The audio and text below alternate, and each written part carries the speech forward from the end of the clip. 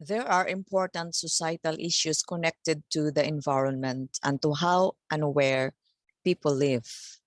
In the previous module, we discussed about population dynamics. In this module, we will discuss about urbanization, which is the study of the social, political, and economic relationships in cities, the movement of people from rural to urban areas, the increase in city populations. For some people, urbanization is the right move when they are able to settle well in terms of livelihood and residence. But for others, it could be the wrong move when from being the rural poor, they would just constitute and add to the urban poor.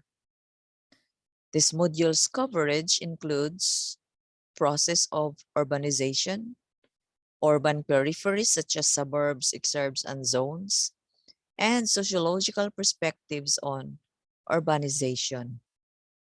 In some ways, cities can be microcosms of universal human behavior, while in others, they provide a unique environment that yields their own brand of human behavior. There is no strict division or dividing line between rural and urban. Rather, there is a continuum where one bleeds into the other. However, once a geographically concentrated population has reached approximately 100,000 people, it typically behaves like a city, regardless of what its designation might be. In the Philippines, the local government code of 1991 specified that to be a component city, average annual income certified by the Department of Finance of at least 20 million for the last 2 years, a contiguous territory of at least 100 square kilometers are as certified by the Lands Management Bureau, and a population of not less than 150,000 inhabitants as certified by the National Statistics Office.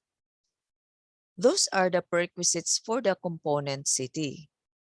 Another classification, aside from component city, is the highly urbanized city, which income for 2 years must be at 50 million and the population is not less than 200,000.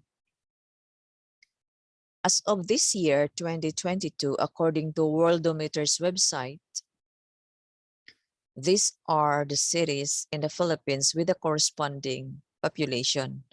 These are arranged and ranked according to the biggest population to the smallest.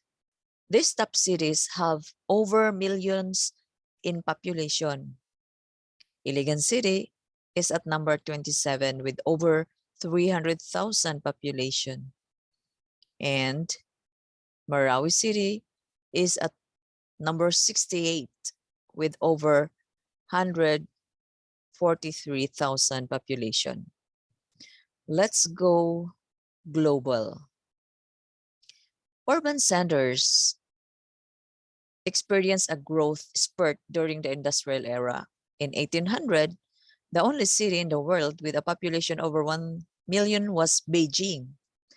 But by 1900, there were already 16 cities with over 1 million population. The development of factories brought people from rural to urban areas, and new technology increased the efficiency of transportation, food production, and food preservation. So from mere fish caught in the waters, um, they have become, or they're inside as canned goods. Now, more than half of the world's population are in the urban areas. Let me show you this world map which is interactive from the Population Reference Bureau. In this world map, percent of population living in urban areas are shown in various color codes. Okay, so for this, with 81% to 100% of their population living in the urban areas, let's see this. Canada, 81%, USA, 82%. This is Brazil, 87%, Australia, Argentina, 92%. And this one, New Zealand, 84%, Australia, 86%. Oh, this is 64 to 81%, Russia, that is 75%. And this is India at 35%. This light color here, Afghanistan, 24%. And this one again, South Korea, 86%. And Japan, 92%. Let's have a look at the Philippines. At 47% of the population are in the urban areas. Still following the PRB classification, these are the percentage of urban dwellers in the more developed, less developed, and least developed countries. Notice the disparity of the urban dwellers here in high-income countries compared to low-income countries. Here are the countries with their corresponding percentage of urban dwellers. In these 8 countries, here, 100% of the population reside in the urban areas. These countries have the smallest percentages of urban dwellers. Most of their inhabitants reside in the rural areas.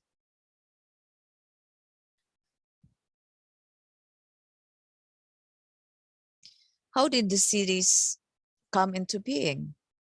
According to sociologist Gideon Sjoberg in 1965, there are 3 prerequisites for the development of a city. First, good environment with fresh water and a favorable climate. Second, advanced technology which will produce a food surplus to support non-farmers. And third, strong social organization to ensure social stability and a stable economy. First cities were developed somewhere in ancient Mesopotamia, though there are disagreement about exactly where. Most early cities were small by today's standards, and the largest city around 100 CE or Common Era was most likely Rome, with about 650 inhabitants. The factors limiting the size of ancient cities included lack of adequate sewage control, limited food supply, and immigration restrictions. For example, the serfs were tied to the land and transportation was limited and inefficient. Today, the primary influence on cities' growth is on economic forces. Cities are major hubs of transportation, commerce, and industrial production in the country. They began to take on a modern industrial urban form with tall office towers downtown and a vast spatial expansion of suburbs surrounding them. Following the industrial era, urbanization from the 1940s onward took the form of the corporate city.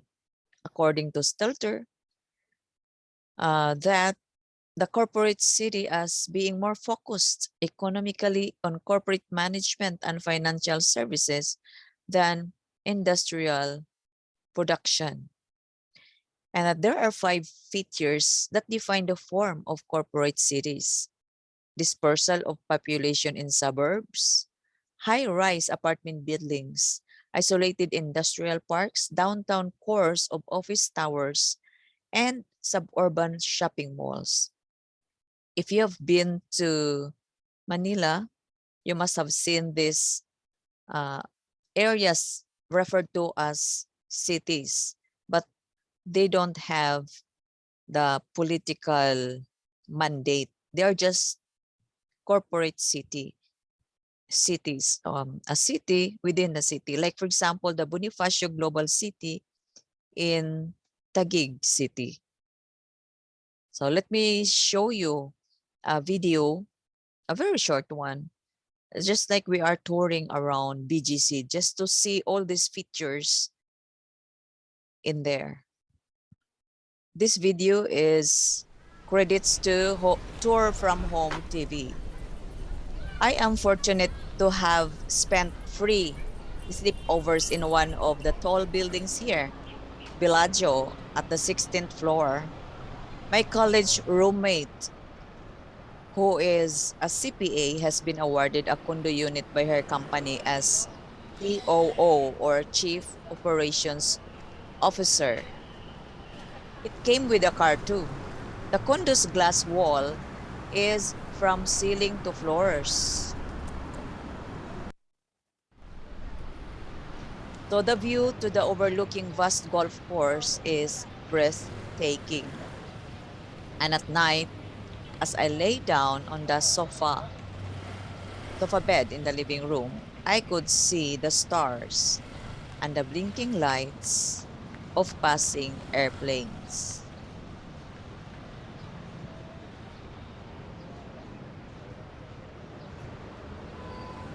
These are the condominium units. Below are offices, and on the next floors above are residential floors.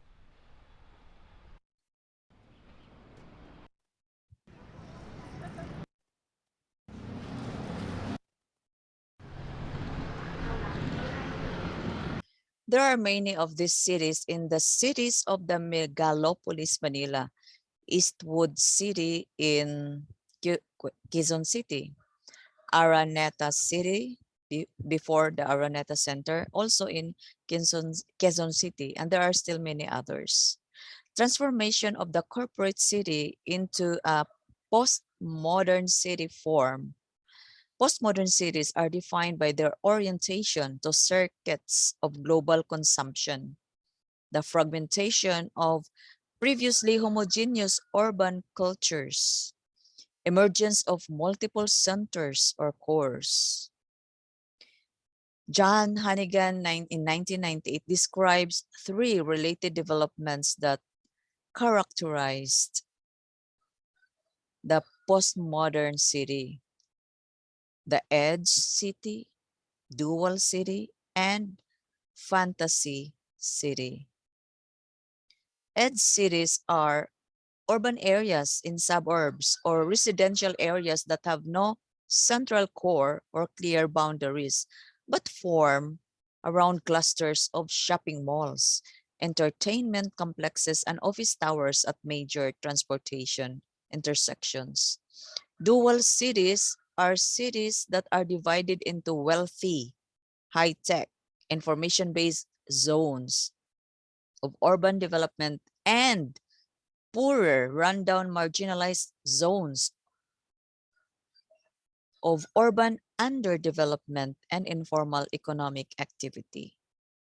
Mike Davis in 1990 in fact used the term fortress city to describe the way that cities abandon the commitment to creating viable public spaces and universal access to urban resources in favor of the privatization of public spaces. So somehow, there is the creation of exclusive gated communities for the wealthy and the middle classes.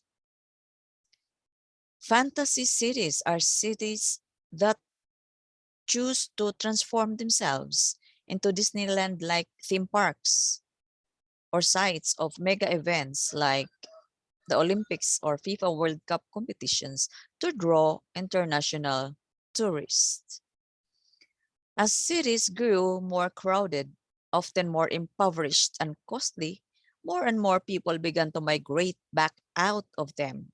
But instead of returning to rural small towns, like they had resided in before moving to the city, these people needed close access to the cities for their jobs.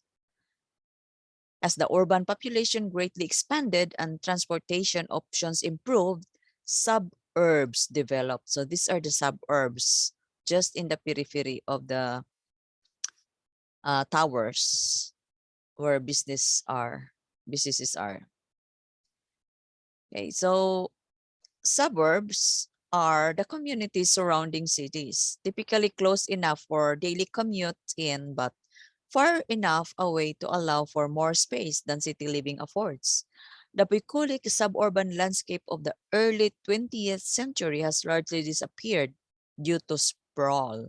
Suburban sprawls contributes to traffic congestion, which in turn contributes to commuting time. Commuting times and distances have continued to increase as new suburbs developed further and further from city centers. Simultaneously, this dynamic contributed to an exponential increase in natural or resource use like petroleum, which sequentially increased pollution in the form of carbon emissions. As the suburbs became more crowded and lost their charm, those who could afford it turned to the exurbs, which are communities that exist outside the ring of suburbs. Exurbs are typically populated by even wealthier families who want more space and have the resources to lengthen their commute. As cities evolved from industrial to post-industrial, this practice of gentrification becomes more common, where the members of the middle and upper classes entering city areas that have been historically less affluent and renovating properties, while the urban poor underclass is forced by resulting price pressures to leave those neighborhoods. This practice is widespread and the lower class is pushed into increasing decaying portions of the city. They have to move out because they cannot afford anymore. Now, together, the city centers, suburbs, exurbs, and metropolitan areas all combine to form a metropolis. Now, megalopolis, a huge urban corridor encompassing multiple cities and their surrounding suburbs. New York was the first North American megalopolis. The Toronto, Hamilton, Oshawa, Vancouver, Calgary, Edmonton corridors are similar megalopolis formations. These metropolises use vast quantities of natural resources that are growing part of North American landscape. Okay. Global urbanization has been uneven between core countries and the rest of the world. Two development might serve to illustrate some of the stark differences in the global experience of urbanization, the formation of slum cities and global cities. Slum cities refer to the development on the outskirts of cities of unplanned shanty towns or squats with no access to clean water, sanitation, or other municipal services. These slums exist largely outside the rule of law, and have become centers for child labor, prostitution, criminal activities, and struggles between gangs and paramilitary forces for control. On the other side of the phenomenon of global urbanization, aside from the Islam cities, are global cities like London, New York, and Tokyo. Evidently, these global cities host the headquarters of multinational corporations such as Coca-Cola, exercise significant international political influence such as that from Beijing or Berlin, host the headquarters of international NGOs such as the United Nations, host influential media such as BBC or Al Jazeera, host advanced communication and transportation infrastructure such as that in Shanghai. Now let us have the third of the coverage, the theoretical perspectives on urbanization. As the example above illustrate, the issues of urbanization play significant roles in the study of sociology. We can look at urbanization through the sociological perspectives of functionalism and conflict theory. Functional perspectives on urbanization focus generally on the ecology of the city, while conflict perspectives tends to focus on political economy. Human ecology is a functionalist field of study that focuses on the relationship between people and their built and natural physical environments. That's according to Park in 1915. According to this Chicago school approach, urban land use and urban population distribution occurs in a predictable pattern once we understand how people relate to their living environment. For example, a transportation system geared to accommodate individuals and families in the form of interprovincial highways built for cars, public transportation such as high-speed rail and commuter lines, as well as walking and bicycling. The challenge for a human ecologist working in urban planning would be to design landscapes and waterscapes with natural beauty, while also figuring out how to provide for free-flowing transport of innumerable vehicles, not to mention parking. The concentric zone model by Borges in 1925 is perhaps the most famous example of human ecology. This model views a city as a series of concentric circular areas expanding outward from the center of the city with various zones, invading new categories of people and business overrun the edges of nearby zones, and succeeding adjacent zones. After invasion and new inhabitants repurpose the areas they have invaded and push out the previous inhabitants. So anyway, in this model, Zone A, Zone A here, or let's say Zone 1, in the heart of the city is the center of the business and cultural district. It's the central business district with highest land value and earns maximum economic returns. Zone B, the concentric circle surrounding the city center, is composed of formerly wealthy homes split into cheap apartments for new immigrant populations. This zone also houses small manufacturers, pawn shops, and other marginal businesses. So mixed residential and commercial use. Um, Zone C consists of the homes of the working class and established ethnic enclaves. This is Zone Z. For single family tenements for the working class. Zone D consists of wealthy homes for white-collar job workers, and also shopping centers. Zone E contains the states of the upper class, exurbs, and the suburbs.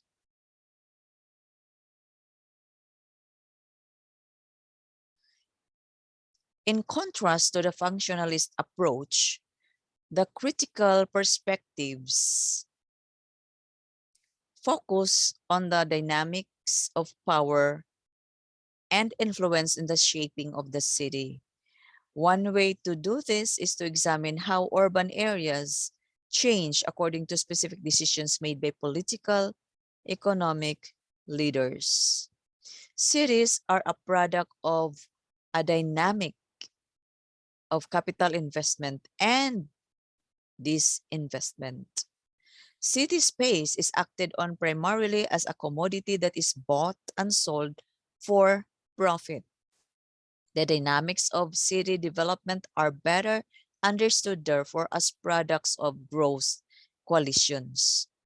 Coalitions of politicians, real estate investors, corporations, property owners, urban planners, architects, sports teams, cultural institutions, and others who work together to attract private capital to the city and government for and lobby no to the government for subsidies and tax breaks for investors. These coalitions generally benefit business interests and the middle and upper classes while marginalizing the interests of working and lower classes. NIMBY or NIMBY, not in my backyard movements, are more likely to emerge in middle and upper class neighborhoods. So these groups have more control over the usage of local land. At the micro level of interaction, micro level, meaning the individual, sociologists have been interested in how human interactions is affected by living in cities. In his famous study, The Metropolis and Mental Life, Simmel described how the built environment and the sheer size and anonymity of the city had become a social form, which he called the metropolitan way of life. Although the metropolis, its architecture and the variety of ways of life it contained were products of human creation and expression, as an entity, it confronted the individual as a kind of overwhelming monstrosity that threatened to swallow him or her up in its social technological mechanism. Oh, that's it. Let's have our next module next week.